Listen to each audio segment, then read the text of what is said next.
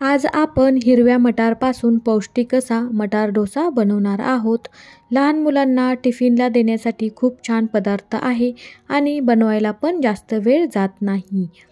नमस्कार, मी Shubhangi kitchen club Marathi या YouTube चॅनलमध्ये आपल्या सर्वांचे खूप खूप स्वागत। रेसिपी सुरू करण्याआधी मैत्रिणींनो, तुम्ही जर माझ्या चॅनलवर नवीन असाल तर माझ्या चॅनलला सबस्क्राईब करा आणि बेल आयकन प्रेस करा, म्हणजे जेव्हा जेव्हा मी नवीन रेसिपी चॅनलवर अपलोड करेल तेव्हा तुम्हाला त्याचे नोटिफिकेशन येत राहील।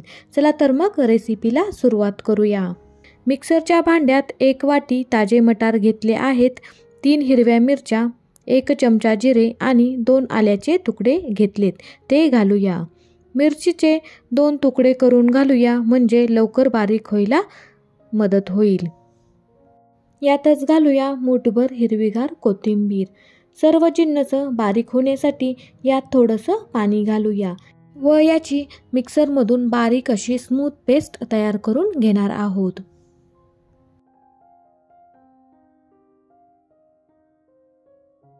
बघा, मी याची अशी पेस्ट तयार करून घेतली आहे। आता यातच आपण 1 वाटी बारीक रवा घालणार आहोत। बारीक रवा नसेल तर मिक्सरमधून थोडंसं फिरून घ्या। 2 चमचे दही घालूया। दह्याऐवजी तुम्ही ताक घातले तरी चालेल। कन्सिस्टन्सी ॲडजस्ट करण्यासाठी यात 2 छोटी वाटी पाणी घालूया। याला मस्त मिक्सरमधून बारीक करून घेणार आहोत। तयार केलेली पेस्ट बाउलमध्ये काढूया। मिक्सरच्या भांड्यात थोडंसं पाणी घालून भांडं स्वच्छ करून यात हे पाणी घालूया, म्हणजे मिश्रण आपले वाया जाणार नाही। याला एकजीव करूया। मी एवढं पातळ असे मिश्रण ठेवले आहे। रव्याने पाणी शोषून घेतल्यावर पीठ थोडेसे आणखीन घट्ट होईल आणि डोसा बनवण्यासाठी पीठ परफेक्ट तयार होईल। यात चवीनुसार मीठ घालूया आणि पुन्हा एकदा याला चांगले मिक्स करून झाकण ठेवून 20 मिनिटांसाठी भिजवायला ठेवणार आहोत। तुम्ही लगेच याचे डोसे तयार करायला घेतले तरी पण चालेल।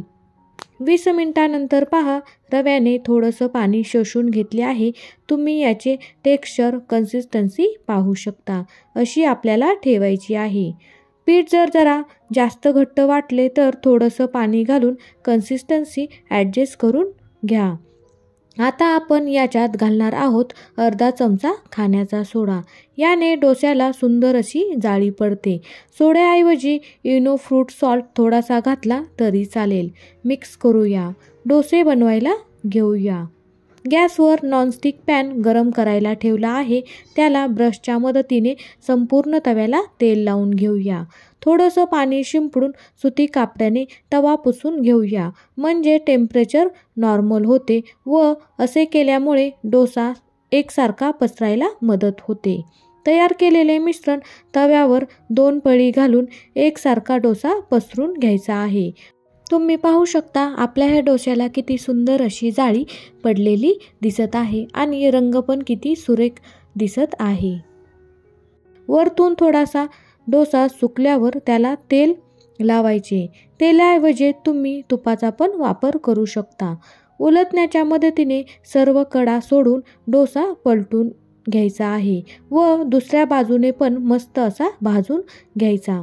दुसऱ्या साईडने भाजता वेळेस थोडेसे तेल सोडायचे, म्हणजे डोसा खरपूस भाजला जातो। दोन्ही साईडने डोसा छान भाजला गेला आहे। एका प्लेटमध्ये काढून घेऊया व सेम पद्धतीने सर्व पिठाचे आपण डोसे बनवून घेणार आहोत। अगदी झटपट तयार होतात, खायला पण तितकेच टेस्टी लागतात आणि मेन म्हणजे घरच्या साहित्यात तयार होतात। एवढ्या पिठात 2 ते 3 माणसांचा आरामात पोटभर असा नाश्ता तयार होईल। नक्की ट्राय करून पहा। तयार आहेत आपले हिरव्या मटाराचे कुरकुरीत असे डोसे। अगदी झटपट तयार होतात। टोमॅटो सॉससोबत किंवा दह्यासोबत तुम्ही हे डोसे खाऊ शकतात। खूपच टेस्टी लागतात। नक्की ट्राय करून पहा। कशी वाटली आजची ही रेसिपी नक्की कमेंट करून सांगा। आवडली असेल तर लाईक करा, तुमच्या मित्रपरिवारासोबत शेअर करा आणि मैत्रिणींनो, चॅनलवर जर नवीन असाल तर चॅनलला पटकन सबस्क्राईब करा। चॅनलवर भरपूर अशा रेसिपीज अपलोड केलेल्या आहेत त्या पण नक्की जाऊन पहा. आवडल्या तर लाईक कमेंट जरूर करा. भेटूया अशाच नवनवीन रेसिपीज घेऊन. तोपर्यंत धन्यवाद.